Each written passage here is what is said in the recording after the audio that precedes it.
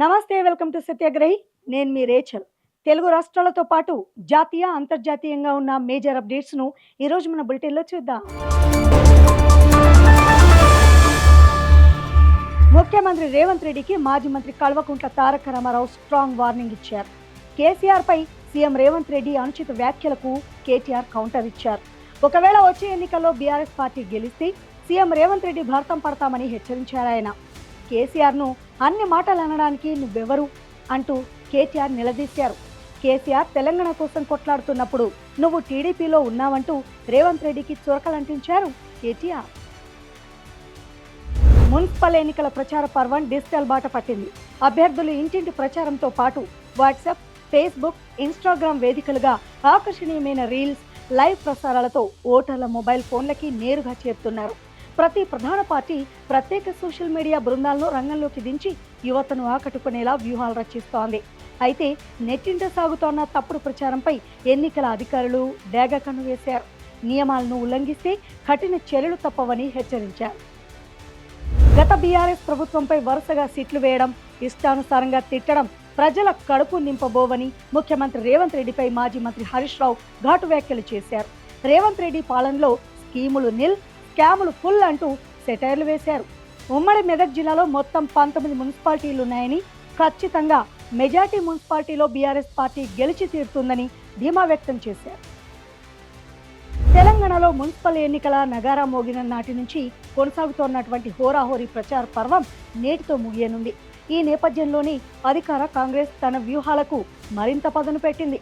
ప్రచారం ఆఖరి రోజు కావడంతో 8 జిల్లాల్లో తన ప్రచారం ముగిసిన నేపథ్యంలో సీఎం రేవంత్ రెడ్డి మంత్రులతో అత్యవసరంగా జూమ్ మీటింగ్ నిర్వహించారు. ఈ సమావేశంలో రాష్ట్ర వ్యాప్తంగా ఉన్న 116 మున్సిపాలిటీలు, 7 కార్పొరేషన్లో నెలకొన్న రాజకీయ పరిస్థితులపై సీఎం సుదీర్ఘంగా చర్చించారు.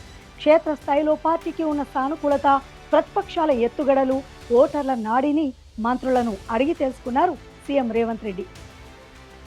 తెలంగాణలో మున్సిపల్ ఎన్నికల నేపథ్యంలో అన్ని మున్సిపాలిటీలలో 9వ తేదీ సాయంత్రం 5 గంటల నుంచి 11వ తేదీ వరకు మద్యం దుకాణాలు మూతపడనున్నాయి. అదేవిధంగా ఫలితాల నేపథ్యంలో 13వ తేదీన కూడా వైన్స్, బార్లు బంద్ ఉండనున్నాయి. సీఎం చంద్రబాబు హస్తినకు వెళ్లనున్నారు. సోమవారం రాత్రి 7:20 గన్నవరం విమానాశ్రయం నుంచి బయలుదేరి రాత్రి 9:35 ఆయన ఢిల్లీ చేరుకుంటారు. మంగళవారం ఉదయం కేంద్ర హోంమంత్రి అమిత్ షా, కేంద్ర ఆర్థిక మంత్రి నిర్మలా సీతారామన్, ఇతర కీలక శాఖల మంత్రులతో వరుస సమావేశాల్లో పాల్గొనున్నారు. అనంతరం పర్యటన ముగించుకొని మంగళవారం రాత్రికి తిరిగి ఆయన అమరావతికి చేరుకోనున్నారు. కలియుగ వైకుంఠం తిరుమల క్షేత్రంలో భక్తుల రద్దీ సాధారణంగా కొనసాగుతోంది. వీకెండ్ ముగిసినప్పటికీ శ్రీవారి దర్శనం కోసం వివిధ ప్రాంతాల నుంచి భక్తులు పెద్ద సంఖ్యలో తరలి వస్తున్నారు.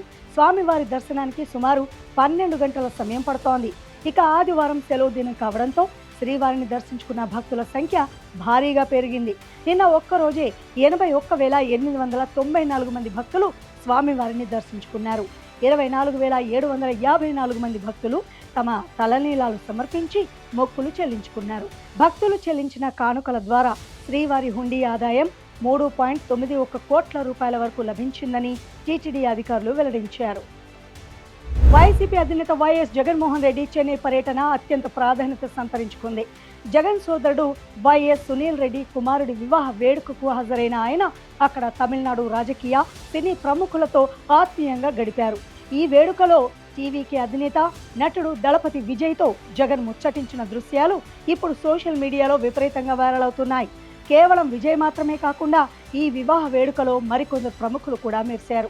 తమిళనాడు ముఖ్యమంత్రి ఎంకే స్టాలిన్ కూడా ఈ వివాహానికి విచ్చేసి వైఎస్ జగన్తో కొద్దిసేపు ముచ్చటించారు. కోలీవుడ్ హీరోలు సూర్య, కార్తీక్ కూడా ఈ వేడుకలో పాల్గొని జగన్ను మర్యాదపూర్వకంగా కలిశారు. దేశ ప్రజలకు బిగ్ అలర్ట్. ఈ నెలలో భారత్ బంద్ ఉండనుంది. ఫిబ్రవరి 12వ తేదీన భారత్ బంద్ నిర్వహించేందుకు సిద్ధమయ్యారు.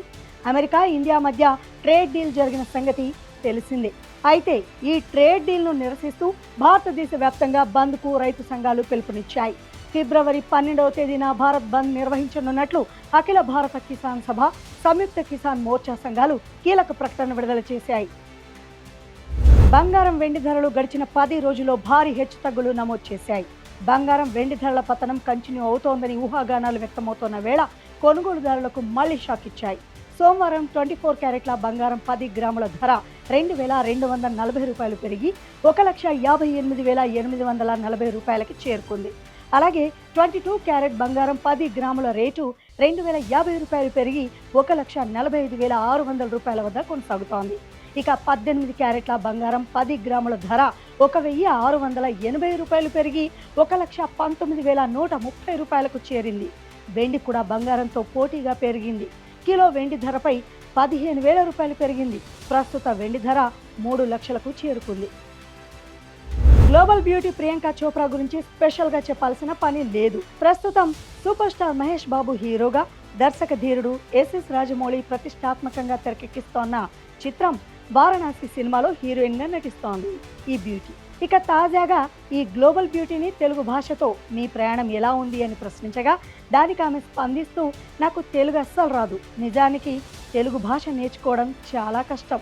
మామూలుగా మాట్లాడడం ఒక ఎత్తు అయితే కెమెరా ముందు డైలాగ్ చెప్పడం మరో ఎత్తు అని, ఈ విషయంలో రాజమౌళి ఎంతో సాయం చేస్తున్నారని ప్రియాంక చోప్రా చెప్పుకొచ్చారు.